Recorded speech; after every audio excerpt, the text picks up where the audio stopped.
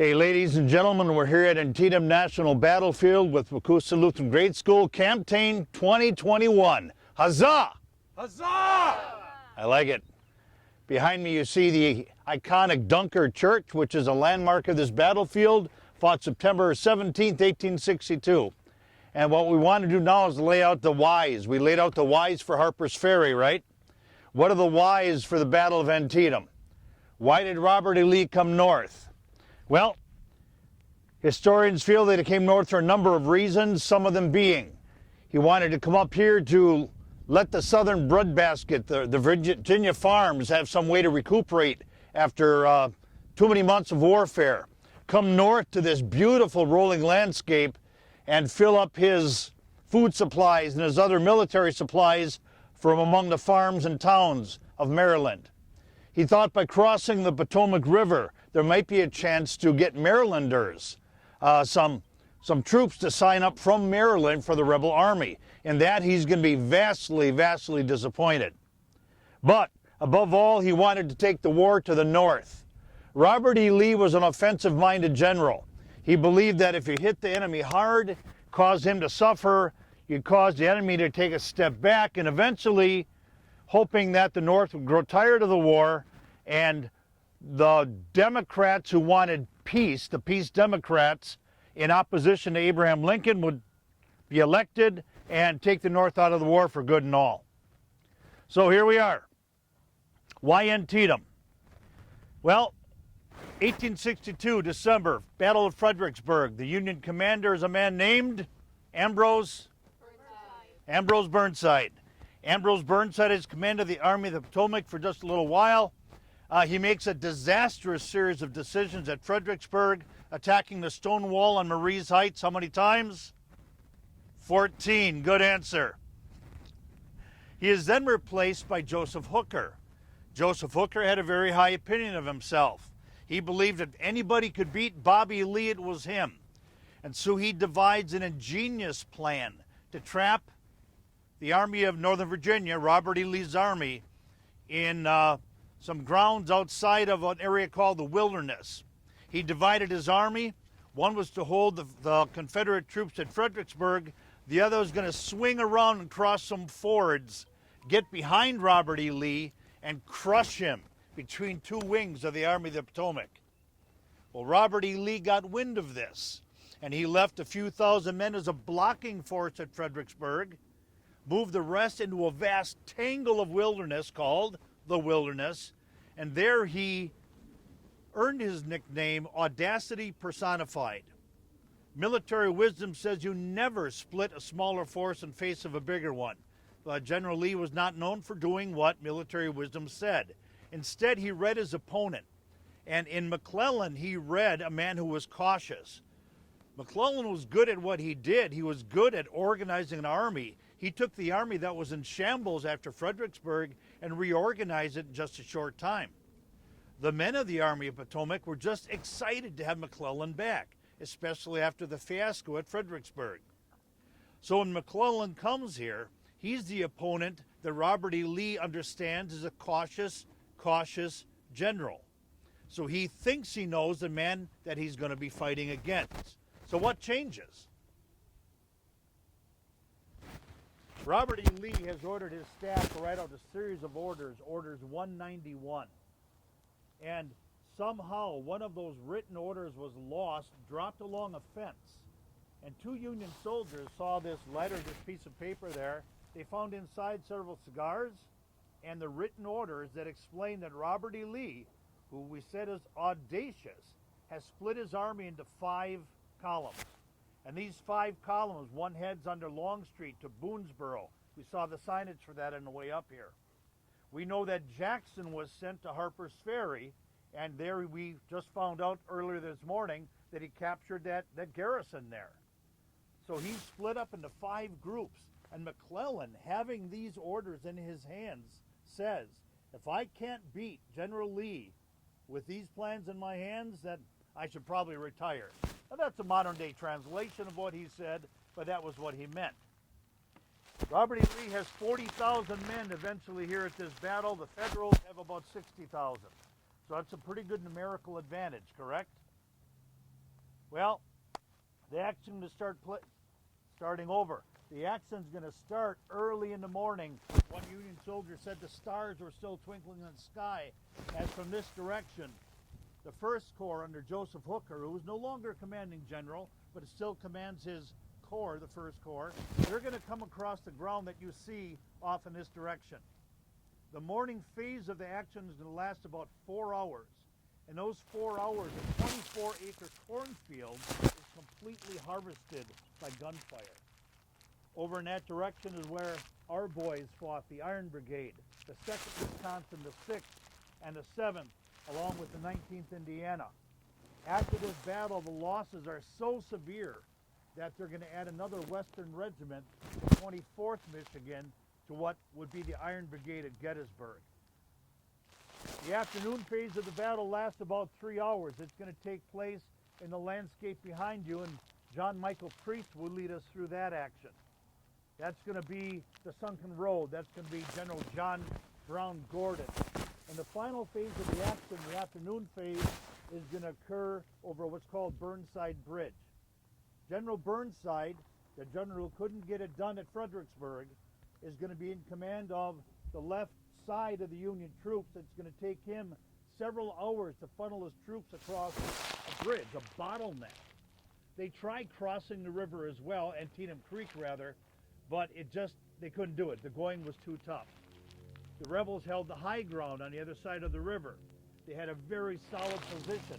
About 400 Georgians were over there just picking off Union troops left and right. Until finally there's 2 51sts. One was the 51st Pennsylvania, the other regiment I forget. They're told if you get across that bridge, you'll have an extra whiskey ration. They fire across that bridge, they drive the Georgians away, and one of the first questions they ask is, General, where's our whiskey? I can understand their thinking after what they went through that day. But Burnside gets across the bridge, takes several hours to redeploy. And in that time, the Confederate troops who were at Harper's Ferry make it up here, marching fast. A man named Ambrose Powell Hill, with his light division, marches up here in time to stop the Union advance over on the right side of the Confederate lines. This becomes the bloodiest single day in American history. And that's where we'll stop now that my mic is back.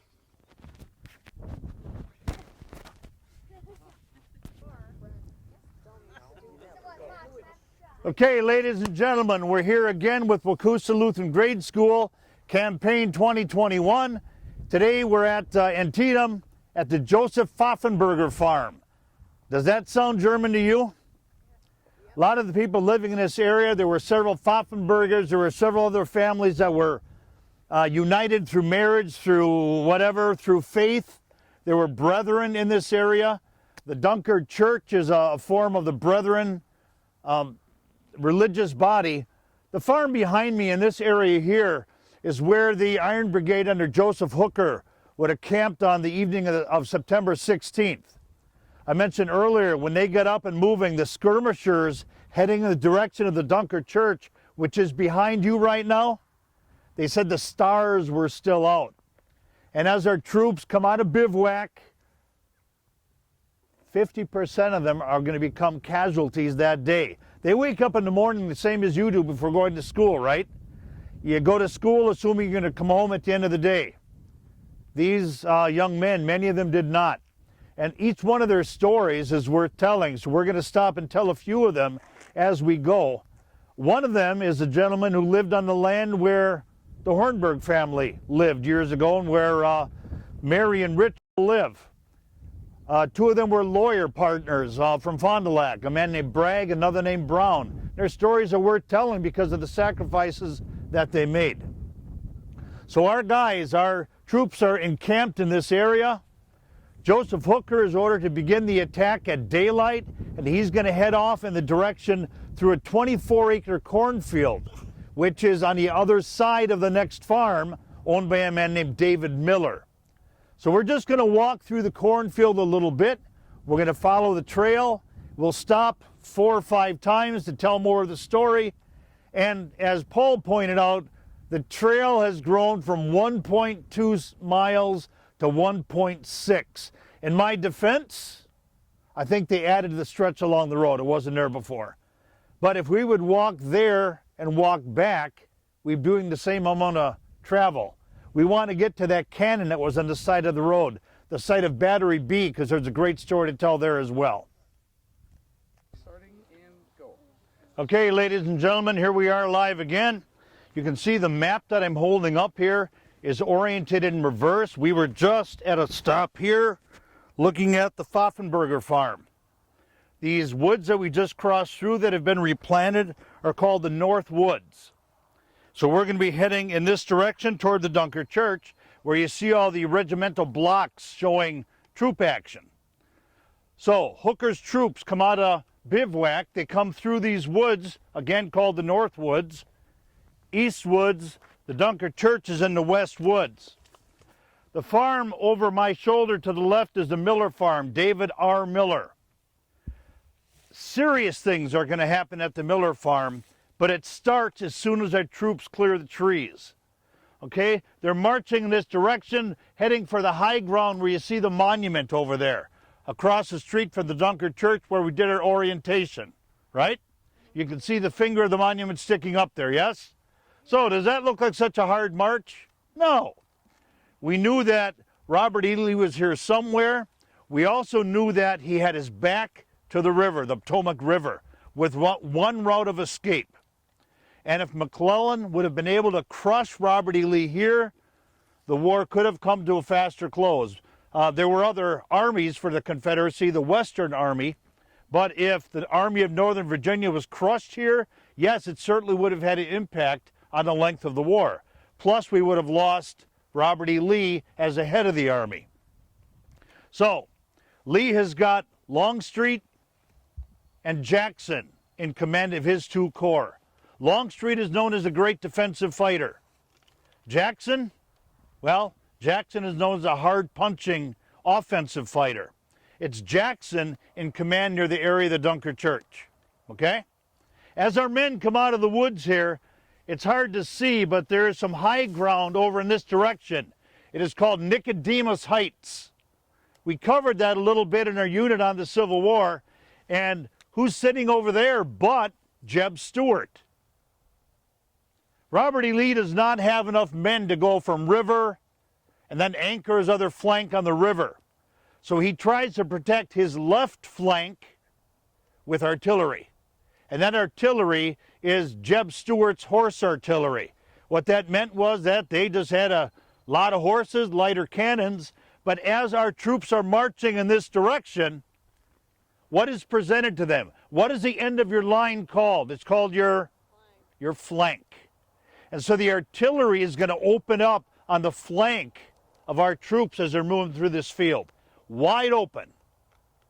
And we'll pick up our story at the next stop. Okay, guys, we're on the edge of what is called the David Miller cornfield. The David Miller farm is right over here. Our troops have been taking fire, crossing that whole field you see behind you. Now, if you look behind, notice how the rise of the ground hides where we're standing now. That's deceptive, isn't it? So if you want to sneak up with somebody with 1,000 men, you can conceivably do that, right? Well, David R. Miller and his family are gone during the battle. Our guys are coming through fences, and Company E of the 6th Wisconsin comes through a white picket fence that's around a David Miller garden. As they're crossing through this fence, Edwin A. Brown of Fond du Lac, the law partner for Edward Bragg of Fond du Lac, is shouting encouragement to his troops when a musket ball enters his open mouth, killing him instantly. Now, it's a facial wound. His face is going to be very, very distorted, and that becomes part of a later tale. But Edwin Brown dies right over here. That artillery fire coming from Nicodemus Heights bounces off some type of equipment, farm equipment I'm told, and takes 6 members of Company E out and takes the foot off of Captain David Noyes. So the casualties are tremendous as they're entering 24 acres of corn. Again, can you see your objective over there? There's 8 feet of corn in front of you yet. So all you're going to do is come through the corn. You're going to hope and pray that on the other side there's nobody waiting for you.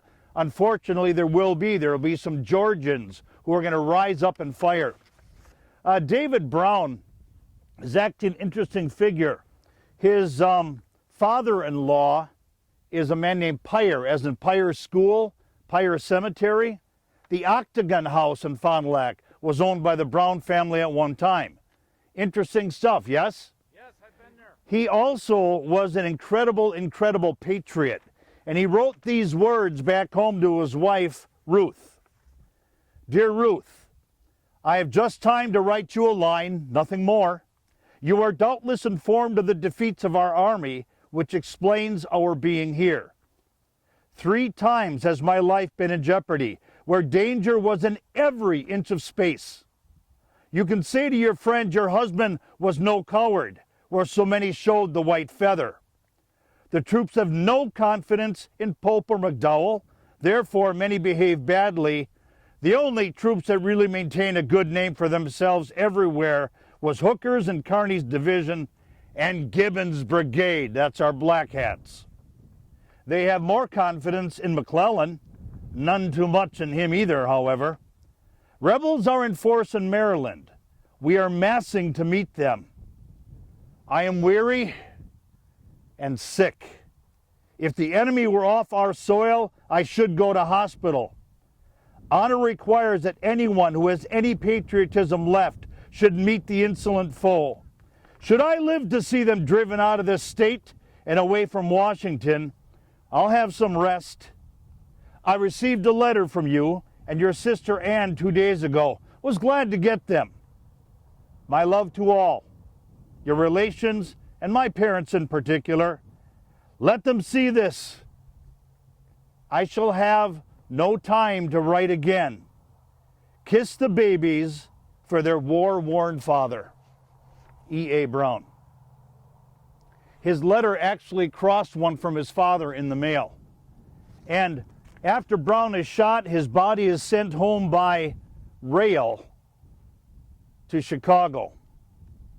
However, rumors have come back to Fond du Lac that it wasn't Brown who was killed, it was Bragg. Bragg had been shot in the chest coming through the corn. Remember, he was in command of half of the 6th Wisconsin. Dawes had the other half. He called Dawes over to him and told him he'd been shot, and now the command of the regiment devolves onto Dawes instead. Rufus Dawes is the great-grandson of William Dawes, who rode with Paul Revere to warn the Redcoats are out, the British are coming. That's kind of a cool connection too. Rufus Dawes is only 21 or 22 years old when he's here, in command now of hundreds of men who are going through that corn. Somebody had seen Bragg get hit, and he recently had purchased a new coat which had a red silk lining.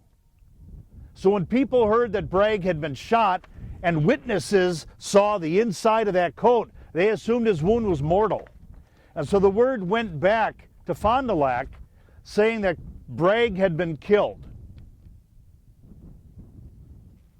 His wife is in mourning. She's in her living room of her house, and they're sitting there mourning, and who comes to the door but Ruth Brown? She's come to comfort her husband's law partner's widow.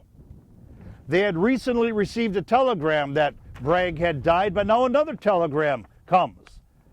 The handlers of the coffin in Chicago dropped it, which means Chicago's like bears. Chicagoans still can't handle a tough duty. And when they dropped the coffin, it sprang open. The swelling on Brown's face had gone down. He was more recognizable. And one of the other things that led to his misidentification was when Bragg switched coats, when he got a new coat with a new rank on it, he gave his old coat to Brown. And so maybe people recognize the coat. But either way, there's a new telegram that comes up and says, the body is Brown, not Bragg. And at that instant, Ruth Brown becomes not the one offering comfort to her friend. She now knows that she is the true widow, the one who needs the comfort. That's the story of the Civil War left and right. Before he was shot down, a man named Nicholas Gaffney is coming through the corn. He farms the land where the Hornbergs used to live, right there on the bend in Highway 45. Raise your hand, boys and girls, if you know what I'm talking about. All right. As he's coming through the corn, he gets a mini ball through his chest. It passes through his lungs and comes out the size of my fist out of his back, missing his spine by centimeters. He's still on his feet. Those Wisconsin boys are tough. And he calls to Colonel Bragg, who had not yet been wounded, "Colonel, I am killed." Bragg motions him over. He sees that wound is going to lead to Gaffney's death, and he says, "It'll be all right, my chicken." What could that possibly mean? From scriptures, as the hen gathered the chicks under its wings, so God will take care of you. That was what he was referring. He was talking to a man he thought was going to die. Nicholas Gaffney is carried off to the aid station. They take a ramrod, put a silk rag on it, and push it through the wound from front to back. The silk will not leave fibers behind, and their uniforms were filthy dirty by this time, right? And so they had to make sure they got all the pieces of cloth and debris out of there. Well, is he going to live or is he going to die? He actually survives the war. He would say that he could always tell when there was a change of weather coming because his old war wound would ache. The wound in his back left a depression for the rest of his life, but the man becomes Osceola town chairman. Tommy had big shoes to fill, didn't he? Done. Okay, guys, Wakusa Lutheran Grade School Campaign 2021. Here, just finished our cornfield walk. We're sitting at the position where the Iron Brigade would have come out of the corn. Bragg has been shot. He's been replaced by Rufus Dawes. Remember we said who Rufus Dawes was? Rufus Dawes is actually a very important person to me, simply because he wrote what might have been one of the best regimental histories of all time. It is called Service with the 6th Wisconsin Volunteers, and it reads like a novel. It's really, really excellent. Still in print today or not? Still in print today. Our black cats have come through the corn, and that's where we're going to pick up the story. But who better to tell the story than Rufus Dawes himself? This is from his regimental history. Command now fell to Major Dawes. He felt great responsibility at that moment. He was 23 years old. Taking up a rifle like a private soldier, he wrested it across the fence and cut loose at the oncoming rebels. The men passed him another rifle, and another, till he had let off 8 rapid shots into the crowd. John Kellogg guided the rest of the regiment out onto the road and into the cover of the corn. With no time to waste, Dawes ordered the regiment forward toward the southern edge of the cornfield. That's where we are now. As the men reached the far fence emerging from the corn, they were hit with a volley at point-blank range. Men did not just fall, Dawes said. They were knocked out of the ranks by the dozens. There is a rattling fusillade and loud cheers. Forward is the word. The men are loading and firing with demoniacal fury and shouting and laughing hysterically. And the whole field before us is covered with rebels fleeing for life into the woods. Remember Dawes of this moment. And if only it could have ended there. Because at this point, we've held the field. At this point, we've accomplished our objective. The high ground we're heading for is one more swale and a hill away. But then if you look behind us over your right shoulder, there's a kind of a pinkish colored monument. All of the monuments representing the Texas Brigade are that color. And that represents John Bell Hood's troops, those Texans who had bivouacked around the Dunker Church. They're the ones who just had breakfast ruined, and they come out of that low ground by the church boiling mad. They punch the Iron Brigade right in the face, and push us back through that 24-acre cornfield. It is brutal, brutal fighting here. The cornfield changes hands multiple times. And this is the ground that Dawes talked about and said he would never fight at Antietam again. We push on over the open fields halfway to the little church. The powder's bad. The guns became very dirty. It takes hard pounding to get the bullets down. Our firing is becoming slow. A long and steady line of rebel gray, unbroken by the fugitives who fly before us, comes sweeping down through the woods around the church. They raise the yell, the rebel yell, and fire. It's like a scythe running through our line. It tells us that Dawes lost 50% of his fighting strength coming through the corn. Other members of the Iron Brigade are at a cannon that's just over the yellow weeds you see right there. Rebels are behind the wooden fence on the Hagerstown Pike. Those are Louisianians under Stark. They're firing into our flank, doing terrible, terrible damage to us. When behind them come the 19th Indiana and the 7th Wisconsin and fire not into their flank but into their rear. So you've got these troops from Louisiana being fired at by our guys through the fence across the road, 25, 30 feet wide? And then they're hit from behind as well. And so they broke and ran this way. Good work was done here by Wisconsin troops. Any questions? Any comments? Casey? The guy that said kiss the babies when I for me or whatever, did he live through the war? Kiss the Babies for Me from their war-worn father. It was a series of letters written by Edwin A. Brown. He died right there at that picket fence as he was encouraging his men. So he didn't make it home. He had 3 children, I believe, a son Lewis, another son maybe named Edwin, I don't know. Rienzi Cemetery was his family's land, and it was bought by his father-in-law to bury his body when it came home. And of course his stone is prominent at Rienzi. Turns out Bragg is buried there as well. So it gets a little confusing. Edward Bragg, Edwin A. Brown. It gets even more confusing when you realize they were friends and comrades in arms here. But no, he did not make it home. Bragg survived the war and eventually became a diplomat for the U.S. government. The state motto forward, where did that come from? Do you know, Dave? I do not. It didn't come from here. No, it didn't come from here. All right, couple of things to wrap up what we're doing here. We have here Rufus Dawes. Again, he was 23 years old here.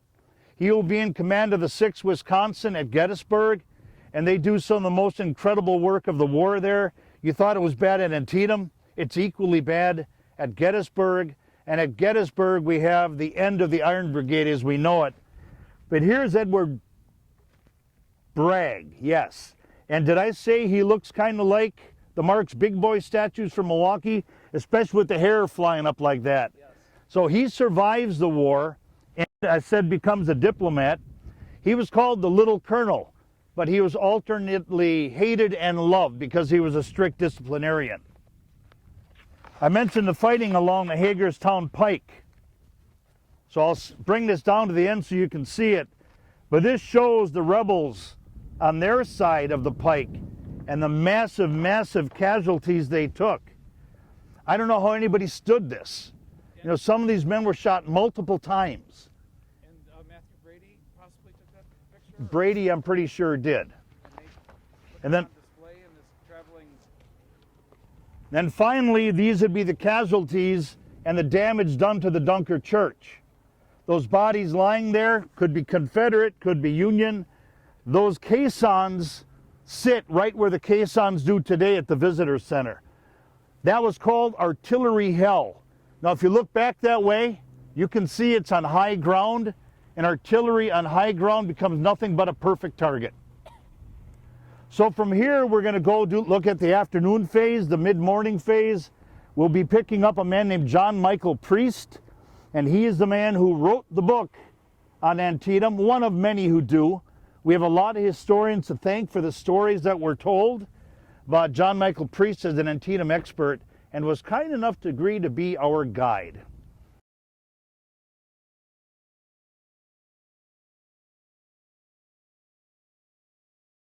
We're all set. Okay. When you're ready. All right, now what we're going to be doing this afternoon is covering the second and first most visited spots on the field.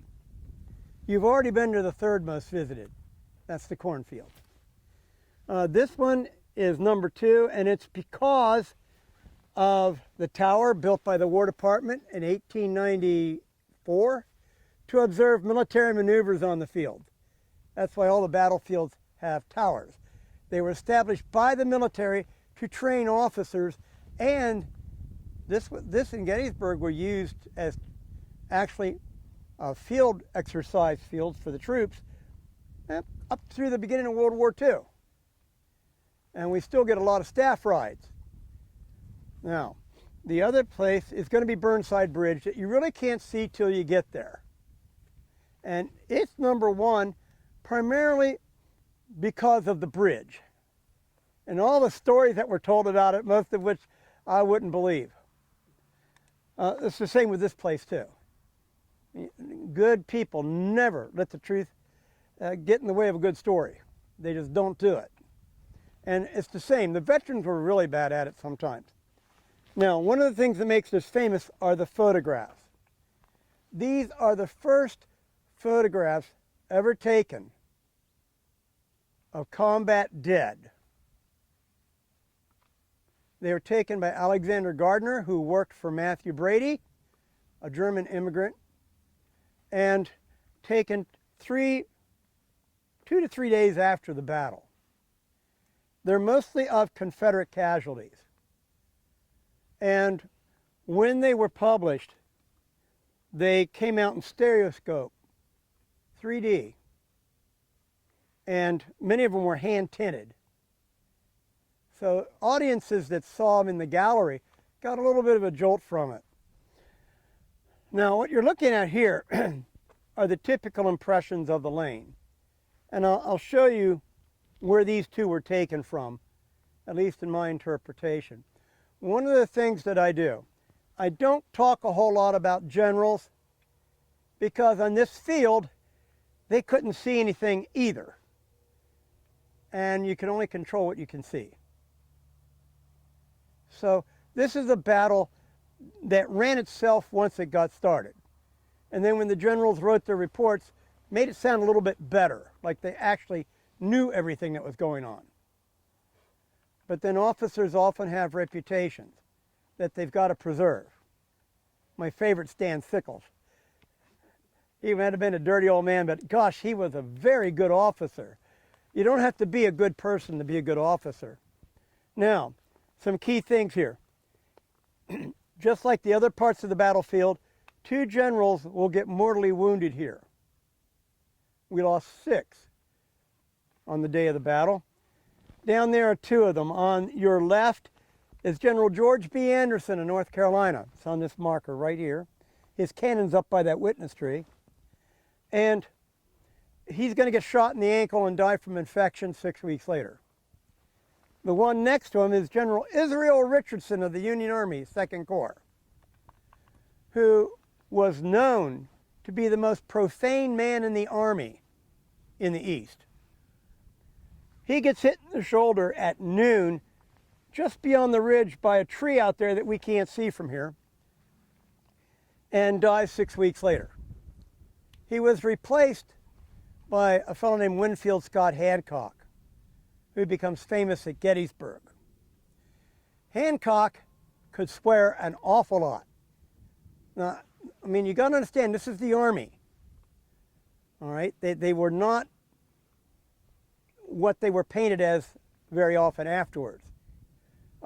They were rough men and a rough life. Doesn't justify what they did.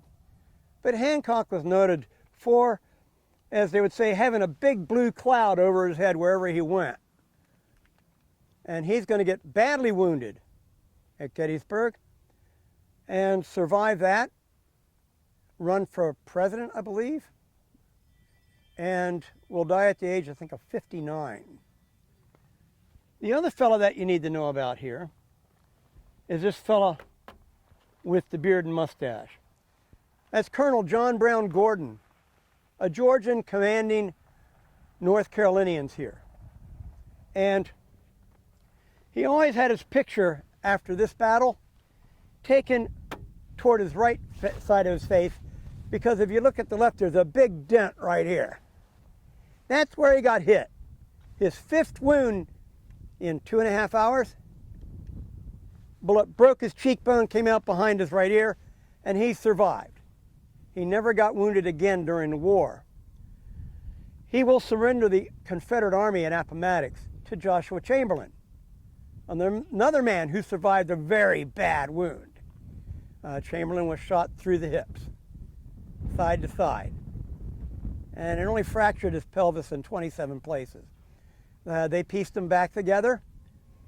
He shattered it again when he fell off his horse a few months later, in March of '65, and got wired back up and lived for another 50-some years in a lot of pain. Gonna die of lockjaw. Well, they used baling wire to, it wasn't stainless steel. He died of rust in a very bad location. Now, we're going to take a look at this from the Confederates' perspective. If you take a look, this is high ground here, but it's not the highest ground. About 6 feet behind that ridge is higher ground. And there would be about 8 Confederate cannon along that ridge. Just over the hollow, along another low ridge, another 8. On the ridge behind it that we can't see, 16 more. There's cannon all over the place. And that doesn't apply to the Union guns, none of which we could really see from here because of the ground. This battle has more men hit by artillery fire than any battle until World War I. 40% of all the men that get hit here are hit by artillery fire. Comparable to men facing the IEDs in Iraq and all. It was bad stuff. The average was 10%. Gettysburg will tell you 11. Why? They're Gettysburg. There's a slight rivalry here, but they always got to do a little bit better than others. But anyway, 500 cannon in this battle, 300 Union, 200 Confederate. Some guns had ranges of up to 2.5 miles. This battlefield was only 1.5 miles wide and 6 miles long or 4 miles long. I've never measured it, but it's really interesting because men going into battle, going over a ridge like that, never saw the cannon until it was too late. So when we're walking, look at the ground. The ground determines what happens here. Well, the next step, we're going to go down in the lane. I'm going to talk about what it looked like out there. The farm down there is the Roulette Farm. The field out here was fresh cut hay. It was lower than that grass out there, or could be, what, spring wheat? I don't know. And then just beyond there was a plowed field, which you can't see from here. The reason this battle is so bad is because of what they call the line of sight. If you were an officer, you'd be up on this bank yelling at the men down below where to fire. Your life expectancy is short as an officer in this place. They're not going to be as bad as the West Woods. This 5.5 hours. The West Woods lost 5,000 men in 20 minutes between the two sides. Because of the ground, they got too close. So we'll walk down here. It is now. And it was that way until 1964. So the banks were cut back. What you would be looking at was a road about as wide as where you're standing right there. The average The average road was 5 to 6 feet wide. The Hagerstown Pike was lucky if you could get 10 feet out of it, and it was a pike because it was paved. So a normal lane, a normal road is that. Now in Virginia, they might call that a highway back then. They weren't as developed as northerners were. The bank would be cut straight, and up here, this has all been built up over the years, would be dead level right through here going up to where the grass is. Now, at 9 o'clock in the morning, Robert E. Lee will place 3,500 men in here from North Carolina under Daniel Harvey Hill, another rough sort. After this battle, he gets deported to South Carolina because Lee cleaned house of the officers that argued with him, except for Longstreet. The men, in the movie, they always show them kneeling behind that fence. No. The men come in from the south along the road down through here. They tore that fence down. It would be laying right where I'm standing because that's where it would have been. The one on the bank, which was about halfway up where the steps are there, that was left up because soldiers don't create extra work for themselves. If it's not in my way now, I'm not messing with it. They left that up. The problem with that is trying to get out of here, because that means you got to go over that fence. And I don't think it was that fence. That's a worm fence, a snake fence. It might have been a board fence, like they have at Gettysburg with the planks that you can't pull out. So there's some debate about that. Now, I'm going to show you where the officers were to begin with, because if you're in here, what happens is the front rank is lying down on the bank. The second line is going to be sitting, kneeling down, because you don't want to stand up. You don't want your head above that. Most of the wounds in here are in the head and chest. And if you're not an officer, the surgeon isn't going to mess with you. He only takes care of the ones that are important, that he might be able to save.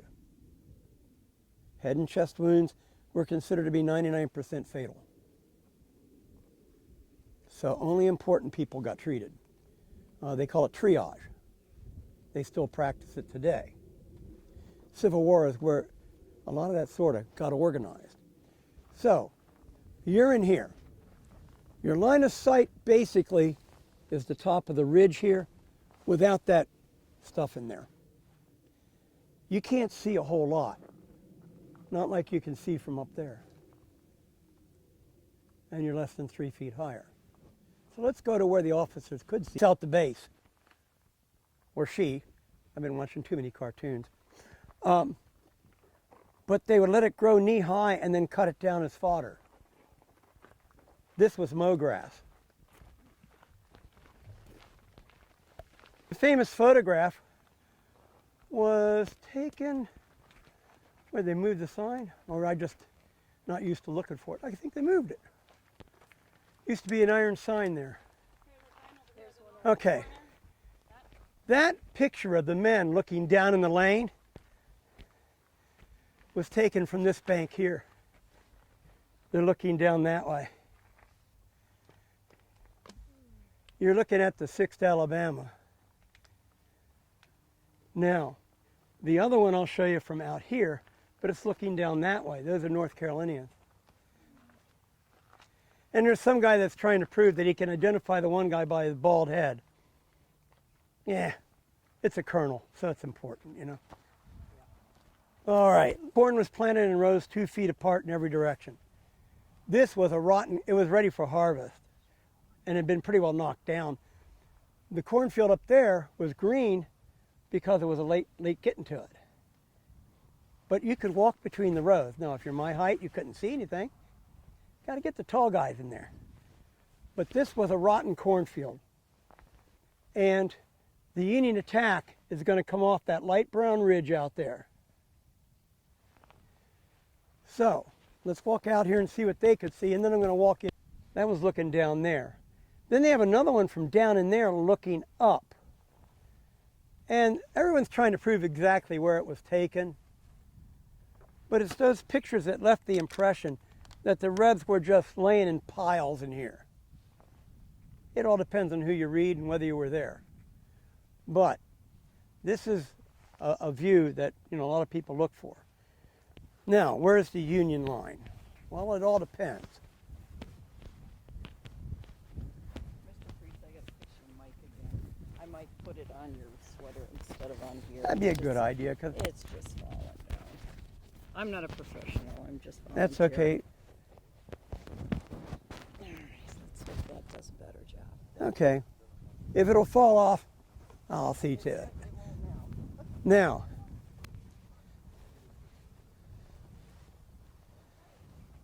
the cornfield, the north edge of it, the south edge of it is right in line with that monument.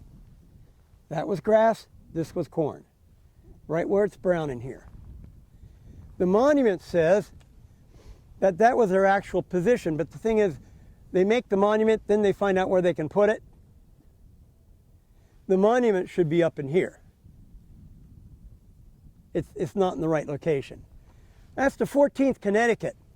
The men that attacked this position at 9:30 in the morning, the same time that the West Woods gets attacked, and the same time the Burnside Bridge gets attacked, they're brand new. 8 out of 9 regiments have never been in battle. The only real veteran regiment is the 8th Ohio. They have about 300 and some men, and most of their men were lost to disease before they got here. The others, a lot of them are 9-month regiments, brand new, 35 days in the service. 14th Connecticut with a 3-year regiment. This is their first battle. And to the right of them was a Delaware regiment. Never been in battle, been in the Army over a year. This is their first battle. The average strength of these units is 700 men apiece. So when they form a line of 3 regiments, the right is right where the fence row is near that green patch. The left stretches 2,100 feet across our front. The next line is about 150 yards behind it, and the third line is 150 behind that. And what they were doing is they were moving right parallel with that wood line there, way out in the distance, to go over the ridge to help the guys in the West Woods, but they lost sight of them because General McClellan held them back for 15 minutes, and they didn't come the same route. So what happens? There's some Confederate cannon out here in this field who see a target, shoot at it, and the Union troops move this way. They didn't where they were supposed to go. They are being led by a general named William F. French, who started out the war as an artillery captain, who wrote a drill manual with a guy named Henry Hunt, who will later be command of all Union artillery in the East. French was known as Blinky French because when he got intoxicated, his eyes would flutter. Once this attack starts, they can't find him. He writes a report, but they can't find him. So let me show you what you'd be looking at. See how this just sort of changes position here on you? It does that a lot. I'm going to take you out here and then down the hill again. I'm going to change the route just a little so that I don't get you too worn out. But this is normal around here, limestone ledges.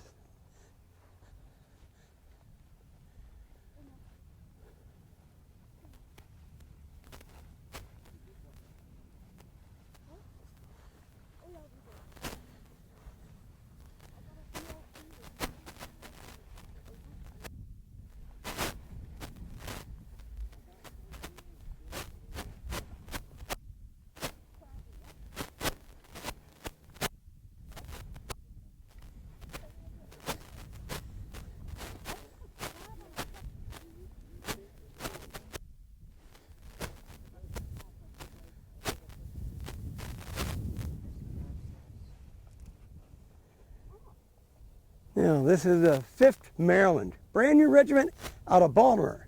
Now, if you're from Baltimore It's Balmer. It's not Baltimore. They know if you're out of town if you use Baltimore. That's like if you're from Frederick, Maryland, it's Frederick. Why? Because they don't talk like y'all do. There was a rail fence that ran right along here, across the face of that, where that monument is, out to where the next one is. They're coming into battle for the first time. Their color sergeant, the guy that carries the flag, weighs 300 pounds. And they're in the first line to go in, I think. And when they come up here, they come under fire. And they don't tear down the fence. They basically hunker down. During that entire fight, that color bearer was never hit. No one knows why. But this is a fight where there isn't much moving around. There's not much maneuver at all. This is a static fight. The Rebs are right down there. They're going to hold their fire until they see these guys. Now, in another line that came in was a Pennsylvania regiment, the 130th. The 130th had just had a fight of its own down in the hollow there to the right behind those two big trees. They knocked over a white picket fence. Actually, they pulled it down on top of a private, Theodore Boyles, and the colonel rode over him. He got wounded by a picket. Now, in military terms, that means when you're out in front shooting at somebody, he got a stake. He really did. And when they get up here, one fellow wrote that for about 15 minutes the bees were worse than the bullets because they knocked over the beehives down there, honeybees. When they get up here, they go over the fence, and this one poor fellow got shot and fell backwards over the fence with his knees bent over the fence and his rear end completely in the face of the fire. Got shot in the leg. He's going to get shot again. The men are going to carry him down to the farmhouse down there, actually to the barn, and he'll get shot again, this time through the foot. And they're going to drop him. Why? He's drawing fire. Not direct, just happens to be there. And he yells, my word, they're killing me by inches. That's what they remember. The men in that regiment, when they come up, they had repeating rifles. Well, they had breech-loading rifles that could fire 7 shots, just loaded them through the back. Their 2 end companies had them. They're shooting up in the air. Why? They're lying down because it's stupid to stand up. And they're shooting up in the air. Couldn't believe it, but they're new troops. They panicked. I guess they're looking out for the Confederate Air Force. I mean, really. And through all this, they can't find General French. Before they start that advance, the Confederate staff officers are all up here. One of them is General George B. Anderson of North Carolina. Now, he's got 3,500 men. The Union line is hitting him with 6,000 in 3 lines of about 2,100, 2,000 each. His first words are, "Get reinforcements." That's his famous quote, the one that they could probably record. But the Colonel Gordon is up here, John Brown Gordon. He got shot right near where that Ohio monument is. The last time, well, the first time. And he's up here, and he could see a band playing music while the men are marching in. And they're in perfect formation.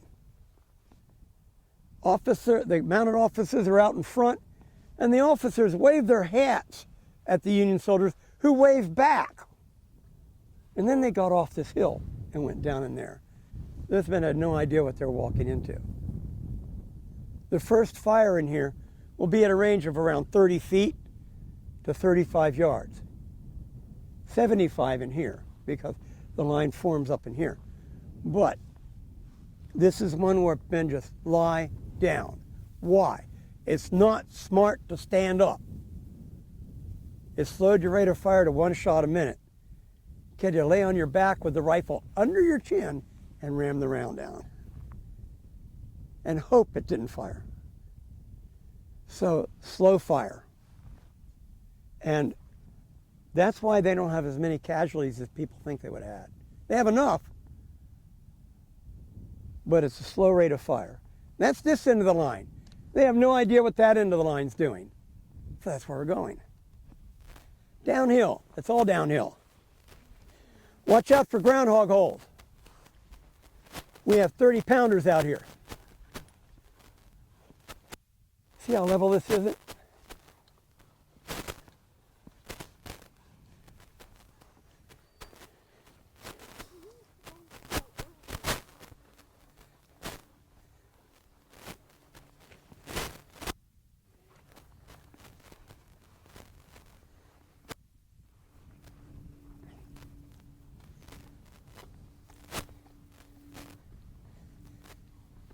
You don't go down in there because it falls about 10 feet.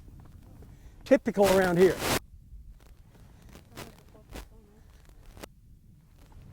Out. So the actual base of the tree is right where those branches start. Okay,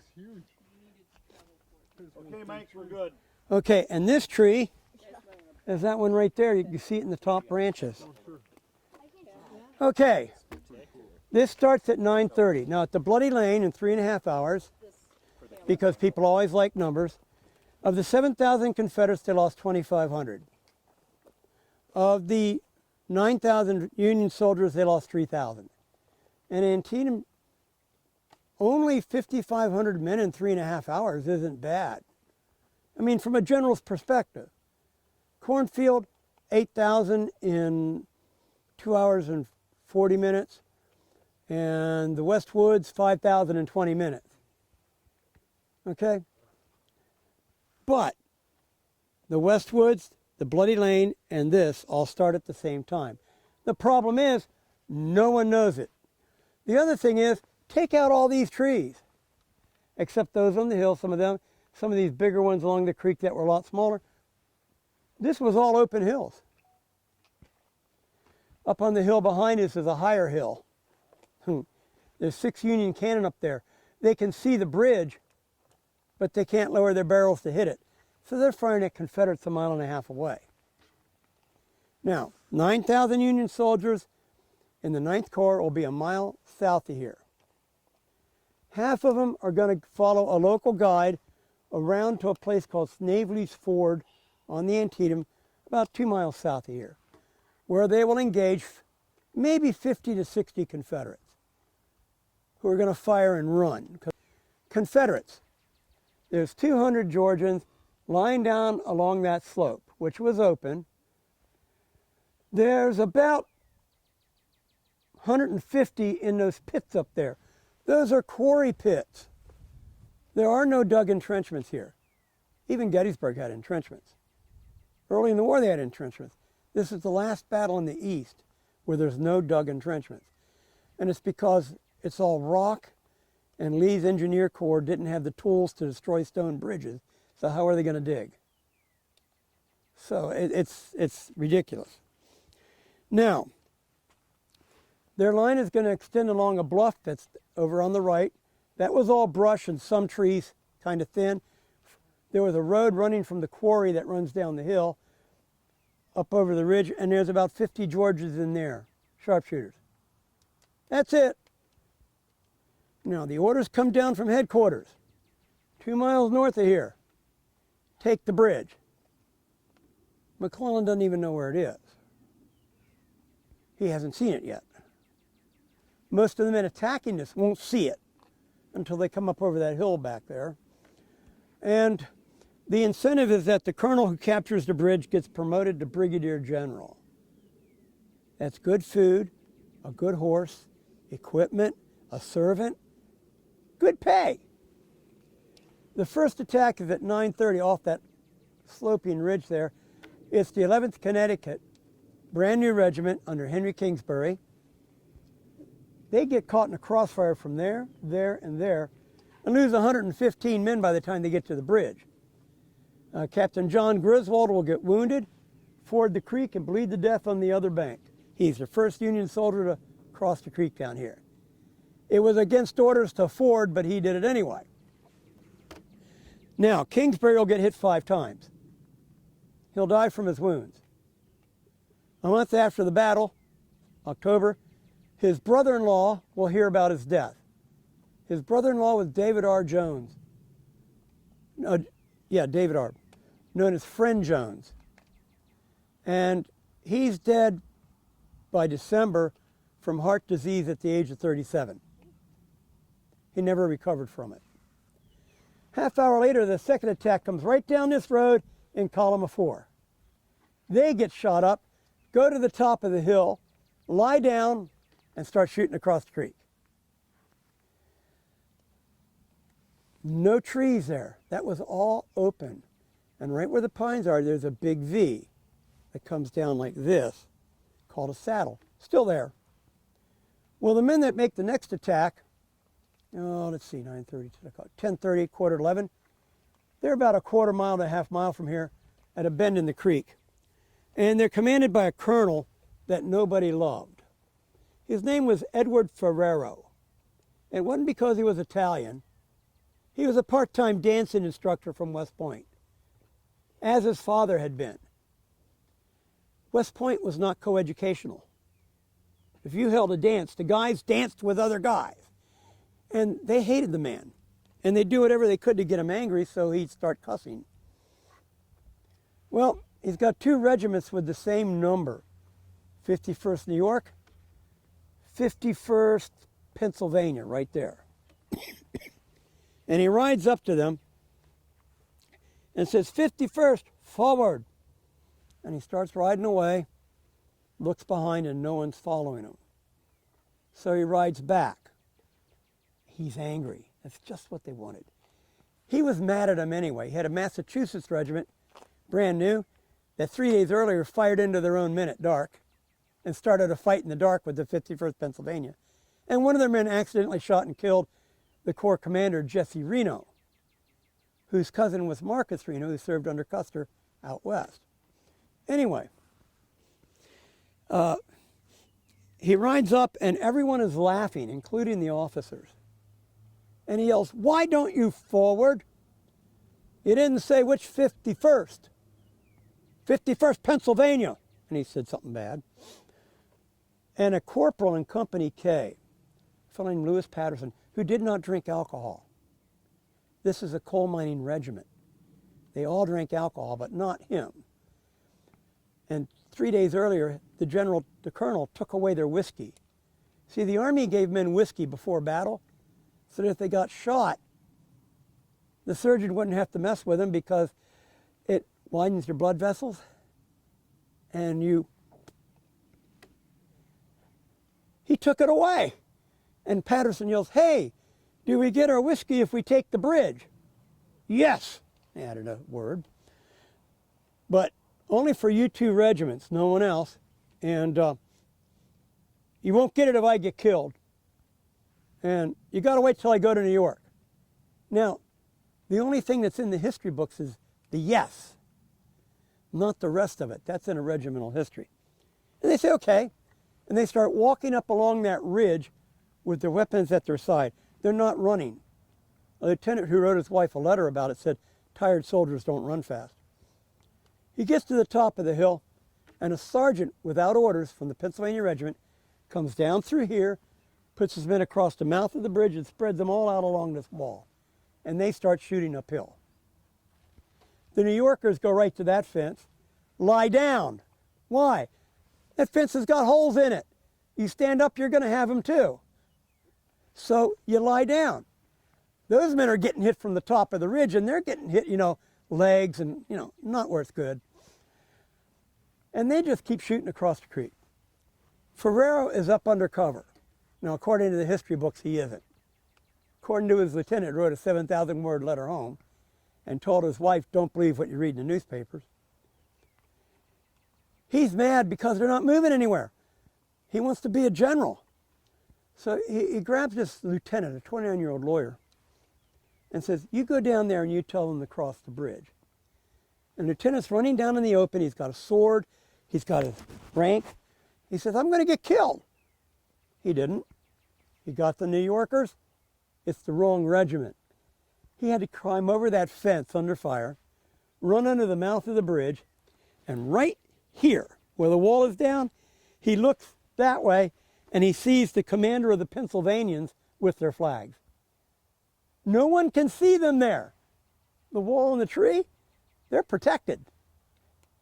And he goes over and he says, Colonel, the colonel wants you to go across. He does?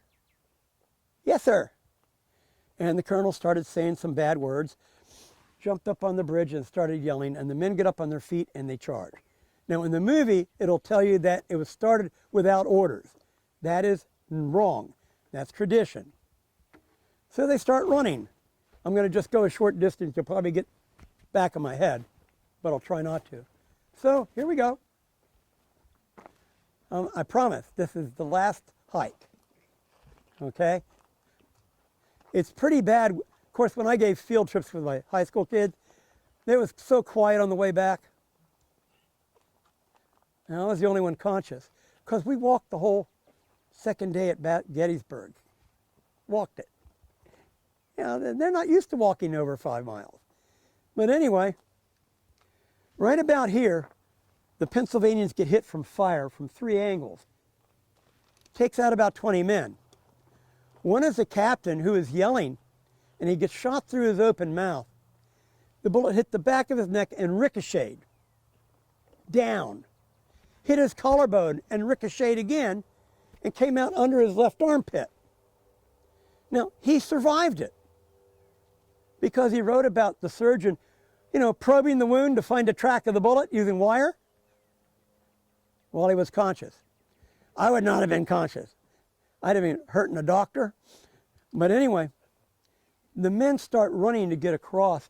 It takes 45 seconds to load if you have a rifle. And that is because the bullet fits tight and you got to unwrap it. Union Army. Halfway across, guy gets shot in the chest. He stuck his thumb in the hole and walked off. He said it was too much. Everyone in the area tries crossing the bridge and you get a traffic jam. By the time these men are halfway across the front of it, shooting from the hill. Down here, some New Yorkers had jumped into the creek, forded the creek, gone up between the 2 parts of the rebel line and fired into them twice. By the time the men got over there, it's all over. By 1 o'clock, they've joined up with the men coming in from the south, and Colonel Ferrero stops for lunch. Literally stopped for lunch out in here. And what happens? No hand-to-hand combat. I know in all the little history books I've seen, horses on the bridge, hand-to-hand. Hand-to-hand combat was a sow under this end of the bridge along the creek who got scared and took off running with her piglets behind her apparently through the gate. See, fences had to be cow-high and pig-proof. It ran through the 6th New Hampshire, caught a guy my height between the legs, and picked him up off his feet and carried him that way. And the men said they were both squealing at about the same pitch. I mean, really, that's it. Oh, and there was a Confederate colonel killed on the hill up there. He told Stonewall Jackson he'd stay there all day and fight until he died in a ditch. And the Yankee officer who found him said, sure enough, he died in a ditch. His men, the Pennsylvanians that found him, collected souvenirs. They cut the braid off his sleeves, cut the rank off his uniform, took his coat, took his pants.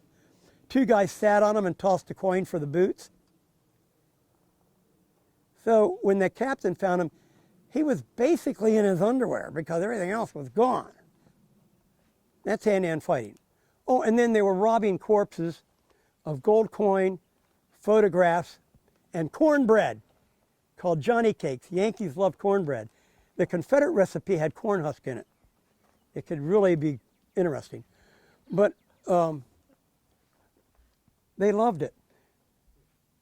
They get a traffic jam right there because the Pennsylvanians stopped.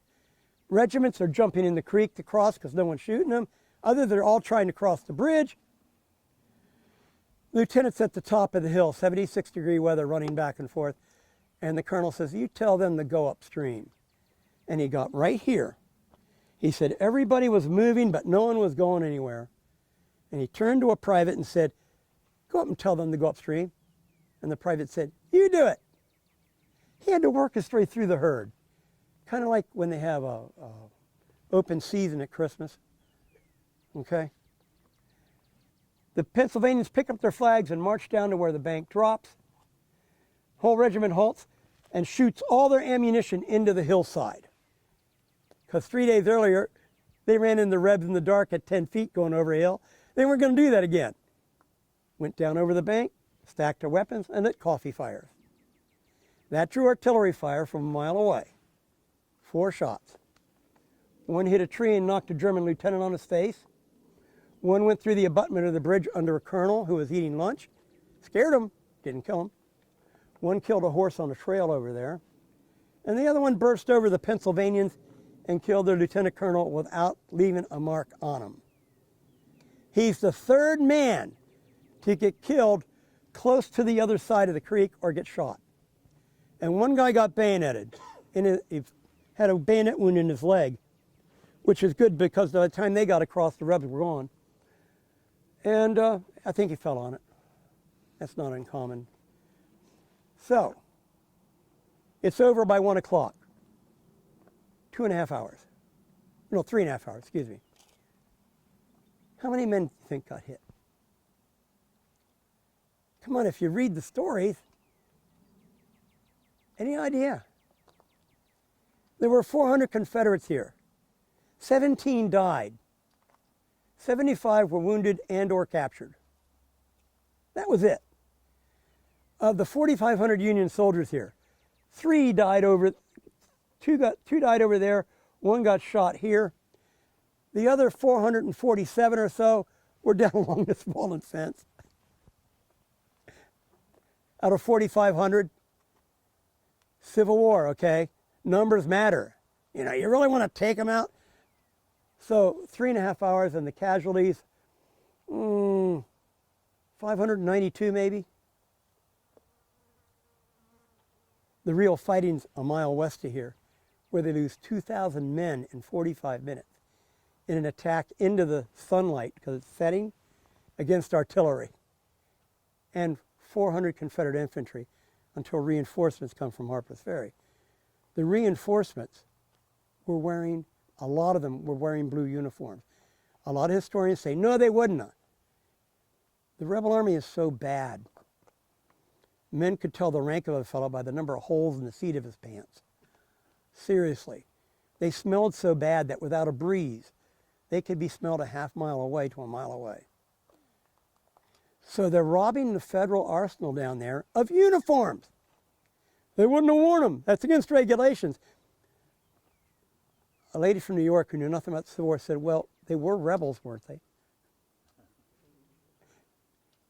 Even in 1864, they had to tell them men, don't put on blue uniforms. But they still did. I have records from Union soldiers captured by rebels in Confederate uniforms. I've got records of Confederates in blue uniforms at Gettysburg. Flying the American flag. Which, by the way, that happened out here in the cornfield, about a mile from here. Brand new Connecticut regiment. Rebs get in a ditch right in front of them. They see blue uniforms and American flag and don't fire. So the Rebs do. And then when another regiment came in, they go to shoot and the Rebs yelling, don't shoot, fellas, we're your friends. And they weren't. They lied. So the battle ends at dark. It's 12 hours. 23,100 and some men hit. Probably closer to 22,000 because about 100 casualties on the 16th and about 100 and so on the 18th. But it's over. Bloodiest single day. Now Shiloh, same amount of casualties, but 2 days of heavy fighting. On ground as bad as this. Haven't been to Shiloh, but I hear. Chickamauga's no treat either. So, you know, this is the bloodiest single day in American history. Yes. How did Ambrose Burnside play into all this? Ambrose Burnside? How did he plan for this? He didn't. Ambrose Burnside, who was best friends with George McClellan, West Point, best of friends, Mac and Byrne. 3 days before the battle, McClellan split up. He commanded 2 corps, which were basically 18,000 men. He split them up. And on the morning of the battle, the 1st Corps goes in at the cornfield. The 9th Corps is down here. Burnside refused to go down to Corps Command. And he had that right. He gets blamed for this because in November, when McClellan gets fired for not chasing the Rebs anywhere until a sleet storm breaks out,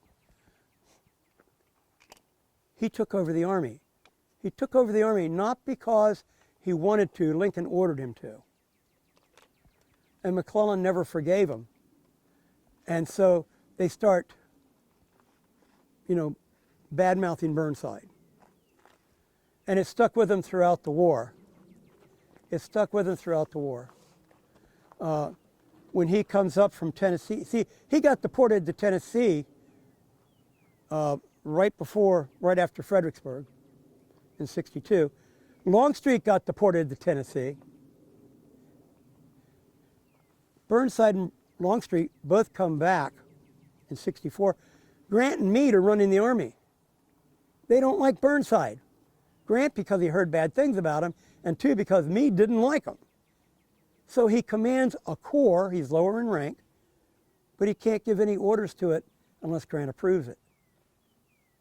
So who's responsible for the disaster, for instance, at a place called the Crater? It's not Burnside. It was Grant. He ordered it. Burnside got blamed for it. So, there's a lot of that goes on. Politics is awful in the Army.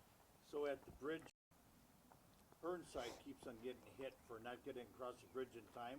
You saying Burnside had none of the decision making in that? It was up to division commanders. The 9th Corps split. Okay. The 9th Corps is the only corps that flanked the Confederate Army during the day, even though there were only 60 men on that flank down there. And they're the only corps that overran the Confederate position in this end of the field. But they got driven back because reinforcements came in. It's like the 11th Corps. The 11th Corps was predominantly foreign-born initially, about 75%. And by Chancellorsville, they're around 50%. They were foreigners though. 40% of the Union Army was foreign-born or first-generation American. 40%, predominantly German and Irish. The Germans weren't too bad off except with the 11th Corps. They get flanked at Chancellorsville, which was, when you read the book on it, it's quite accurate, Howard's fault, Otis Howard. Gettysburg, they got in a position that no one could defend. So they're the Flying Dutchman. They get deported south in '63 and stay there as part of Sherman's army in the 20th Corps and did great. And the reason Howard gets in trouble is because he was a devout Christian, he was a Republican and the Army wasn't, and he was an abolitionist. He was so bad, now this is being sarcastic, that out west he commanded the big guys. Crook, Custer, who was big in his own mind. I'm not a great Custer fan. And Crook and Sturgis. They were all 9th Corps men from here. He commanded them out west. Nelson Miles was his second in command, who was a colonel here on the 61st New York. He was second in command when Chief Joseph surrendered in 1890, when Howard commanded the troops out west. He was not a failure. But people don't want to check that out. It's like McClellan actually might have been on the field up there. But I'm not a McClellanite. I still don't believe that, I stopped Lee from going north because Lee was retreating. That's why he took out Harper's Ferry. It was blocking his retreat. But anyway. Yeah. So questions, guys, because we're going to wrap it up. Yeah. Yes. Why is it called Burnside Bridge? Because after the war, the story goes around that he commanded the 9th Corps. And that's not true. Yeah, he commanded the 9th and the 1st until they got split up. And then he wouldn't go down to command just one corps. He was supposed to command 2. Yeah, it gets blamed for him. It's been called the Rohrback Bridge, the Michael Bridge. It changes every time someone writes something new. But that's why. Was he ever here? Oh, yes. Yeah, matter of fact, at dark on the 17th, he went on a recon up the road here. He did come down here. But again, once you start telling a good story, they don't like to change it. It's like my dad was in the Marine Corps in Guadalcanal, World War II. He knew who won the war. It wasn't the Army. They just came in to clean up. Yeah. So, you know, it's when they interpret it and get beyond their realm of knowledge that they start creating stuff. And after the war, they're all covering their own reputations. Exactly. I wouldn't believe anything that McClellan wrote. Okay, I really wouldn't. And there's a number of them like that. Generals Sheridan, another one. Even now they've got a new book out about Grant. That, huh? Chernov's book? No, Since that? it's by Savas Beatty. I forgot the guy's name and I shouldn't have. But he went in and actually analyzed everything that Grant wrote and found out that there's a lot of self-serving material in there. So what they do now is they blame an enlisted man. Oh, he didn't know. He wrote it 40 years later. When you go through a trauma, if you're lucky enough to not remember it, great. But if you do remember it, you can recall it as if it had just happened in detail. That's why they're still interviewing World War II vets. Sir? Is there a consensus on what they think would have happened if the Confederates would have came out on top at here? No. First of all, How the war might have changed? Lee was in trouble with his own army. When he went to cross the river, an order went out that sick and wounded and men without shoes didn't have to cross the Potomac. I finally found that order and then lost it. It's somewhere in my papers. 15,000 men refused to cross the Potomac, either because they were sick or wounded or because they threw their shoes away. Because it was an invasion, not a defense. Now, after Fredericksburg, that changes. 75,000 men by Fredericksburg. By Chancellorsville, 83,000. Why? Because at Fredericksburg, Lee had suddenly, with that victory, risen to a status that was unbelievable. Really. Here, he wasn't the great hero everyone necessarily wanted to follow. Good question, gang. Where was that in 8th grade? What happens when you're 14? Final thoughts on the Emancipation Proclamation and everything that Antietam involved in making that happen. Okay. I'm not much into that realm of it, but Lincoln needed this to be a victory because he was not getting men into the Army. And Frederick Douglass was on his case about it. One of the reasons it was, and this is my theory, it's not official park doctrine, because I already got called in on this. There are plenty of records of black Confederates in the Confederate Army, in the West and in the East.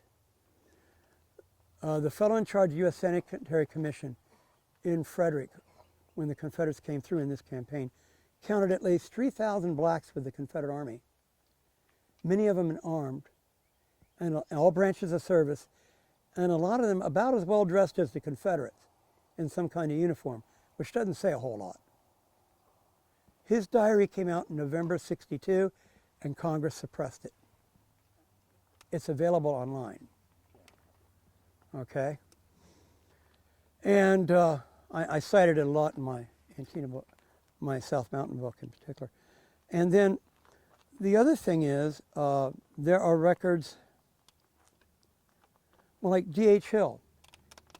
It was found, and again, I can't find my record on it, but every musician in D.H. Hill's Confederate Division, it was said, were black. And again, it's so hard for us to fathom that.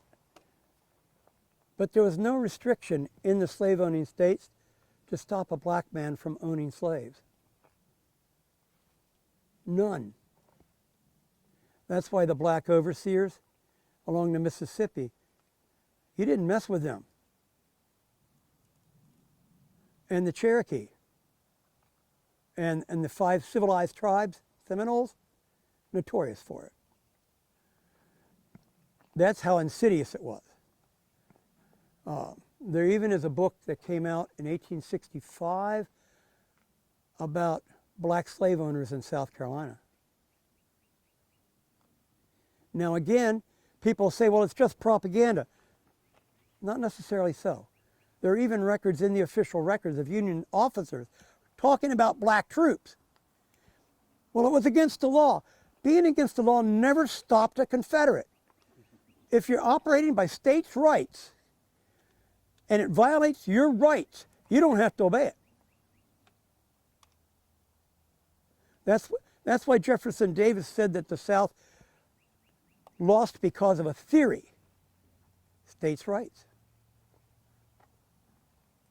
Very good. Yep. Any other questions, guys? That's a whole other area, though, and if you say anything about it, expect the coals to come down. It is not politically correct. You got that. I haven't found a war that is. Their faces too, so you'll see them better. Okay, I'm ready. Oh,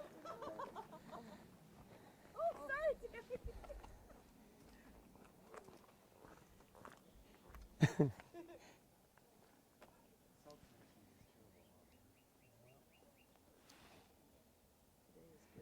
Now, where are you all heading from here? Supper. Okay. Back to Gettysburg. We're staying at the For supper? You came in 65? 30 actually. 30. Well, no, 65 too. Oh, to here? Yeah. Okay. Well, I have to go home that way, and I'll show you how to get to 70. Okay. I'll be turning off. All you do is just go straight. You'll run into 70 and you take 70 west. You don't want to come with us and have supper? We can take you out. I can't. I know, but I got to get home. Mother-in-law's staying with us, and my wife, you know, she's 93, and we got a. Yeah, she's young. Her older brother's 96.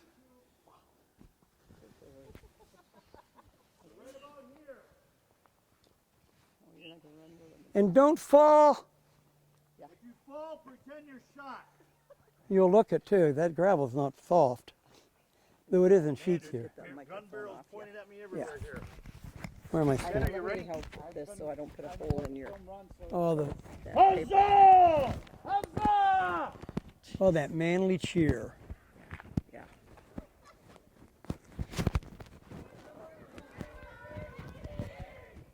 Keep coming. Louder and again, faster!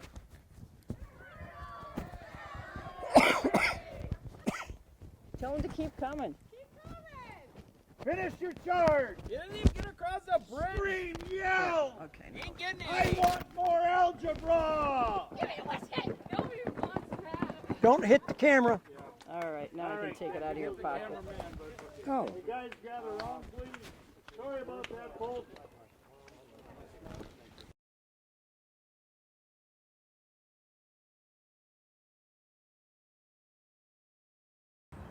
Morning, guys and gals. How's everyone doing? Well, instead of being probably stiff from that long ride, wow. My name is Ranger Stan. I'm the education specialist here, and been here for 23 years. And I consider myself a Civil War nerd, just like your teacher here. It's cool. It's cool to be a history nerd. Nothing wrong with that. I guess the reason why I became a history nerd is because I was born and raised around the Gettysburg area, and I still live there. So here you guys are trekking up there tomorrow, I guess, or yeah. What do you think I need to talk about first? Who's that red bird? It's probably a cardinal. No, I think it's a red bird. Really cool. Mrs. It was Wiggy, you're red, out of I'm line. sorry. This is what we're talking about. What do you think I need to talk about first? Loudly, Ethan. What's with the gigantic rock? What do I need to talk about first, We're guys? going to talk about the importance of Harper's Ferry in the Civil War. But before I get to there, the S word. Slavery, Not slavery. secession. Safety, states. guys. Safety. No, not Safety. Okay. My number one safety concern is the road here. This is still a public road, even though this road comes through a national park. There's shops in the private area of the town. Maybe some of those merchants coming to work might be running late for work. And what do people have a tendency to do when they run late? Speed. So be very mindful of the road. Stay on the sidewalk. That's what the sidewalks are made for. When you cross the road, look both ways and do a double take. Now, what do you think the most important building in this park is that everyone visits multiple times, perhaps? And this has nothing to do with safety either, or history. Bathrooms, absolutely. The restrooms are the second building on the left, right beside our bookshop. And speaking about our bookshop, we have an excellent bookshop there too. In the 19th century, the building that the restrooms are in, it was a bakery. So there's a big orange sign that says Stonebreaker's Bakery. It's not a bakery anymore. So if you see any fudge in there or lemonade, don't eat or drink. Okay? Hop. Now, can anyone name some famous people in history that walked through here? John Brown. Who was John Brown? He was an abolitionist, absolutely. Someone else, some famous people that walked through here. You guys are letting me down. Come on, guys. Thomas Jefferson. Thomas Jefferson. What number pres was Thomas Jefferson? Huh? What number president? Anyone? Third. Okay, our third president. Under his administration, he organized, or not organized, but he authorized an expedition. Lewis and Clark. He also authorized Meriwether Lewis to come here in March of '03 to pick up all the gun-related and the guns for the expedition. So Meriwether Lewis was here. How about some other famous people throughout history? Robert E. Lee. Robert E. Lee. Does anyone know the first time Robert E. Lee was here? Would that have been 1859? It would have been 1859, associated with John Brown. At that time, it was before the split of this nation in 1859. He came here. He was in the United States Army at the time, and he was a lieutenant colonel. And he came here to oversee and command, kind of like a joint operation, like military joint operations today. He was commanding Marines. So Robert E. Lee was here. Who was his captain? Who was with him? Famous Confederate cavalry leader. Jeb Stuart, absolutely. Jeb Stuart was here. Name any other ones? Who authorized building of the armory here? Who wanted that armory built here? George Washington. Yep, George Washington. Abraham Lincoln was here. Ulysses S. Grant was here. One thing that's cool about one of our buildings here is the Master Armor's Home, which was completed in 1859, and now it's one of our exhibits. That building, Lee and Grant stayed in that building at different times, of course. Lee stayed there in '59 when he came here to capture John Brown. Grant stayed there in '64 whenever he came here. So even Abraham Lincoln was here. W.E.B. Du Bois, one of the shakers and movers of the beginnings of the Civil Rights Movement, was called the Niagara Movement at the time. And so they had a convention here in 1906, And in 1909, that Niagara Movement transitioned into the NAACP. So we even have the beginnings here at Harpers Ferry of today's modern civil rights movement. So we have lots and lots of cool history here. We are kind of like 6 parks all in one. So which makes it really an interesting place to work. Does anyone have any questions? What was the draw here that it attracted so many people? Just the beauty and the historical significance of it, or The rivers. If it wasn't for the rivers, none of this history would have happened. Thing about the rivers, that's why George Washington chose this place to build an armory. You know, because at the time they needed water to supply the mills for power. So everything here is associated with the rivers. Also keep in mind, if it wasn't, the armory wasn't here because of that river, Meriwether Lewis would have never came here. John Brown would have never came here because he was coming here to capture guns. So all that stuff is associated with the river. That's probably our most common connecting theme here is the rivers. Also keep in mind, guys, you guys are ambassadors for your own community and your town. So when you're inside the exhibit spaces, please mask up. Be mindful of the other visitors in there and be respectful. And we are also a trash-free park. So that means what you bring, you take with you. Any other questions? Okay. They're all yours. Thank you, sir. You bet. Appreciate you being here and all you do. Okay, have a good day, guys. Thank you. So, ladies and gentlemen, here we are at Harpers Ferry, West Virginia, formerly the state of Virginia. We're standing in front of John Brown's Fort. Called John Brown's Fort because in 1859, John Brown, the abolitionist, wanted to lead a slave rebellion from this location. The reason the location was important simply because there was a United States Armory down here. That armory was established by George Washington himself because the new nation needed guns, right? Of all things, they made something called the Harpers Ferry musket. Makes sense, doesn't it? So if you look around us here, this was in the Civil War an indefensible position. Why? High ground, high ground, high ground. They were fish in a bowl here. At one time, there were 10,500 troops stationed here, federal troops.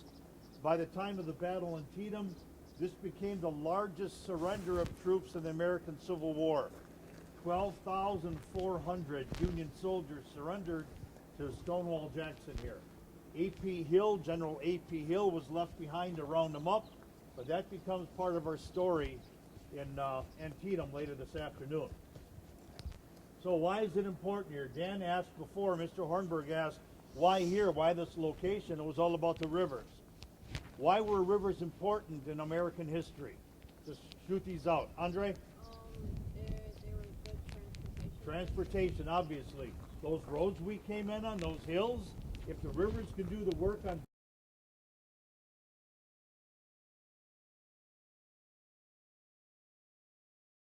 things, why not? Casey? Electricity to run the mills. Okay, power to run the mills. They didn't have electricity yet, right?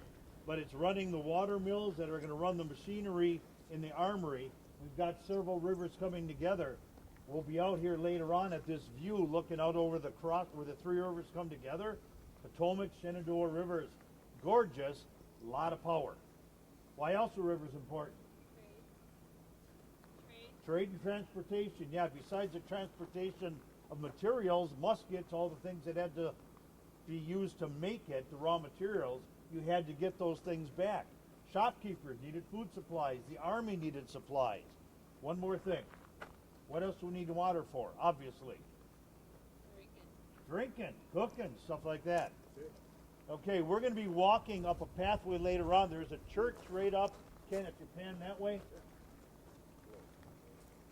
Okay, that church had no battle damage in the Civil War during the fighting, but every other single church in this area had serious, serious damage.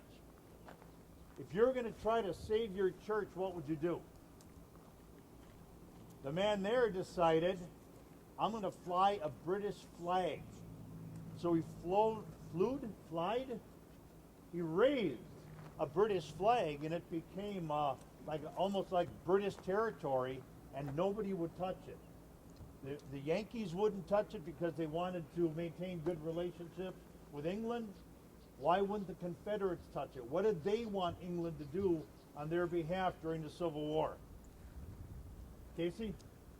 Well, fight against the Union. Yeah, join with them against the Union.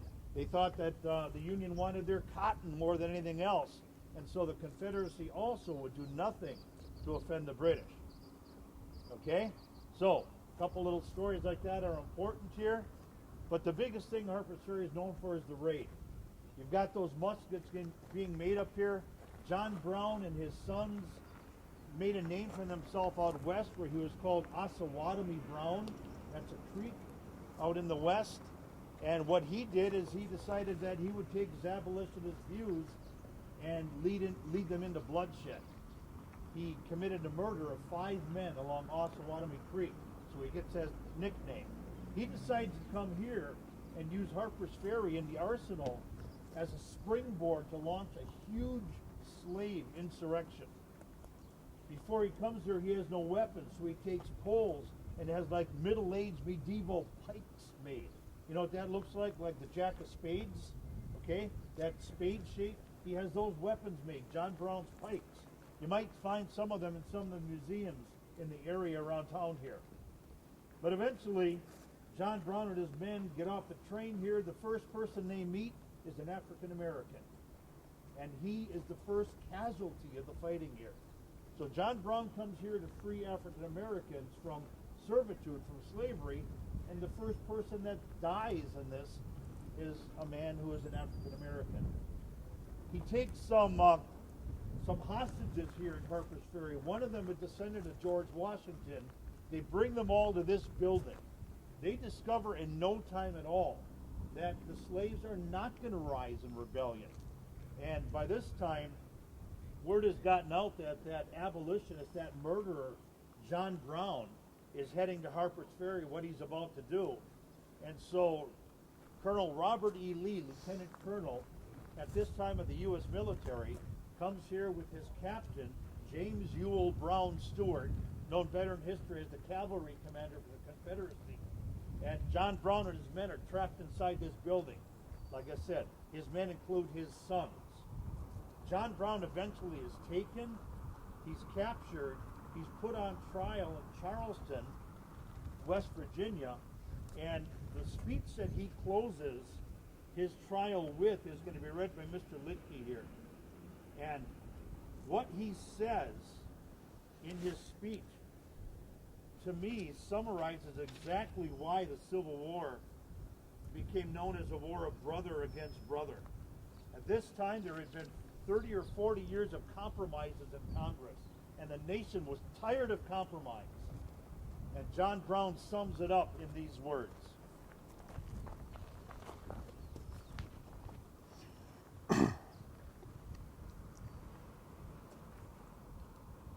I'm going to read the beginning part here. It says, to the Virginia court, when about to receive the sentence of death for this heroic attempt at Harper's Ferry, to give deliverance to the captives and to let the oppressed go free. Mr. Brown, on inquiry whether he had anything to say why sentence should not be pronounced upon him, in a clear, distinct voice replied, I have, may it please the court, a few words to say. In the first place, I deny everything but what I have already admitted, of design on my part to free slaves. I intended certainly to have made a clean thing of that matter, as I did last winter when I went into Missouri and there took slaves without the snapping of a gun on either side, moving them through the country and finally leaving them in Canada. I designed to have done the same thing again on a larger scale. That was all I intended. I never did intend murder or treason or the destruction of property or to excite or incite slaves to rebellion or to make insurrection. I have another objection, and that is that it is unjust that I should suffer such a penalty. Had I interfered in the manner in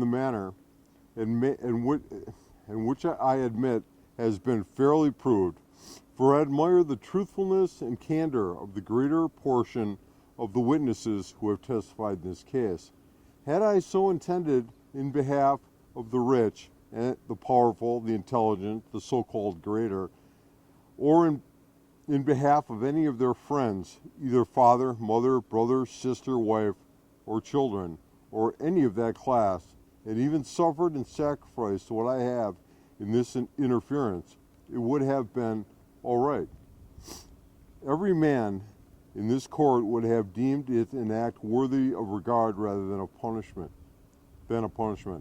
This court acknowledges too, as I suppose, the validity of the law of God. I see a book kissed, which I suppose to be the Bible, or at least the New Testament, which teaches me that all things whatsoever I would that men should do to me, I should do even so to them. It teaches me further to remember them that are in bonds as bound with them. I endeavor to act upon that instruction.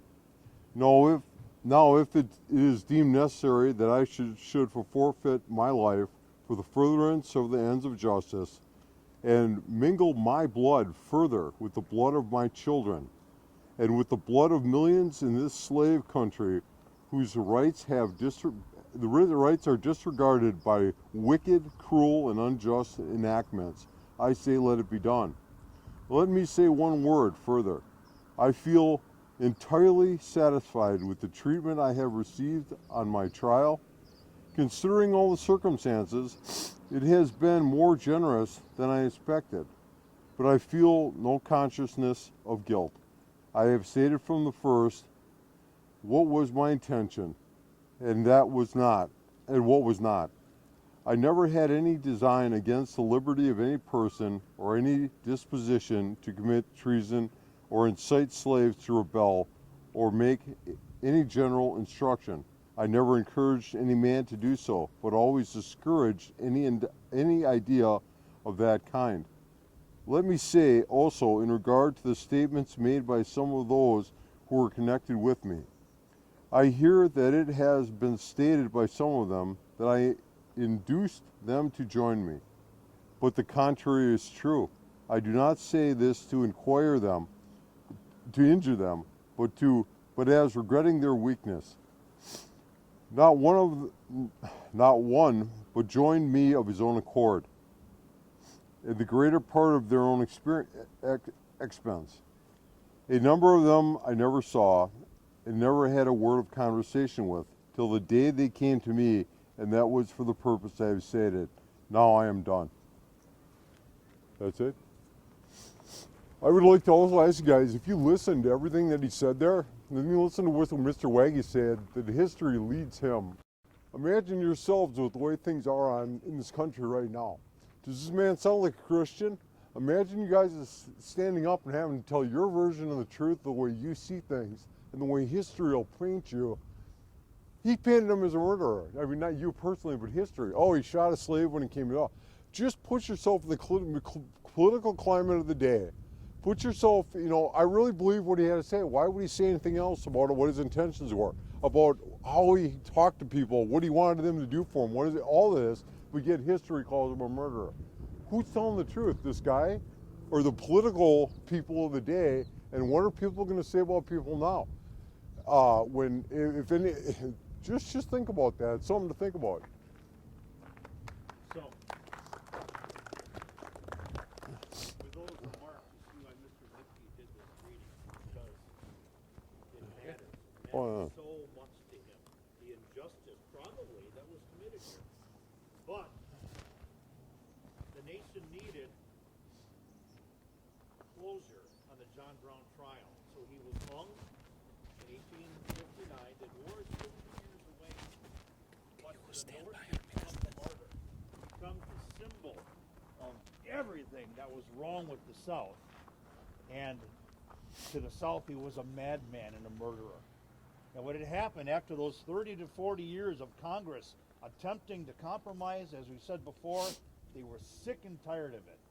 And so they're looking for a great civil war where the South will fight for its rights, its states' rights, maintain slavery, which is in every document of secession that the Southern states had, and the North was looking to punish that rebellion and reunite the states. So John Brown is a symbol of martyrdom to some and a madman to others. And that's where we'll end our stop here, Ken.